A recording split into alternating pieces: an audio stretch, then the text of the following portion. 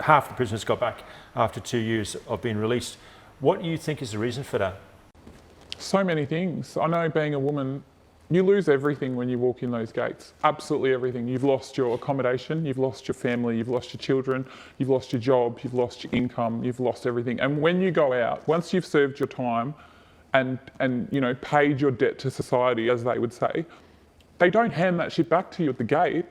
They just send you on your way. And if you don't have parole or a community corrections order, you've got nothing. You walk out those gates with nothing, except, you know, a half a centrelink payment, because they'll give you half a payment as a crisis. So you get $250 from centrelink in your account. And a record, which makes it hard to do anything. You've got no accommodation unless you've got good family support, because there's just not enough housing to go around.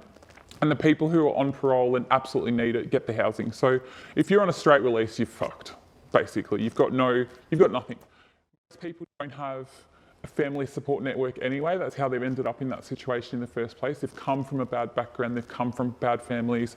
They don't know another way out.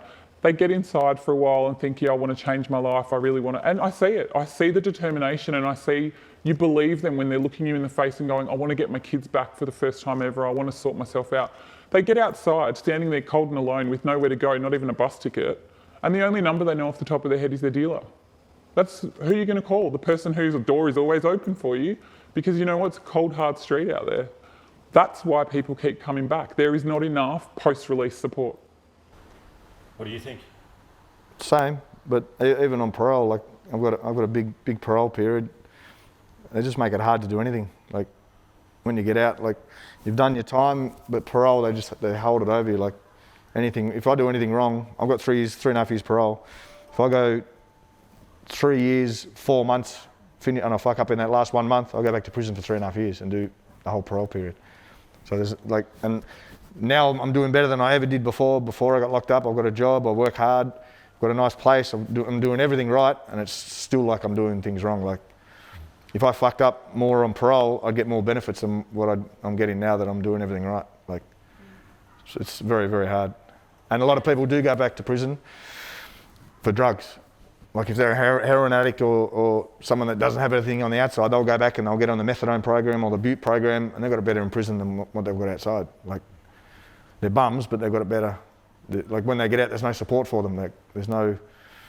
They feel safer or they feel more comfortable in prison. It's very. It's easy to breach parole too. Yeah. The amount of girls I saw. Make it say you breach it. Like yeah.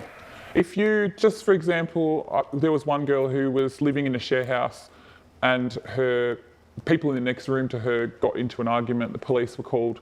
Because the emergency services were called to her address, she got parole breach, because that accommodation is then seen as unstable. So she has no accommodation, back to jail.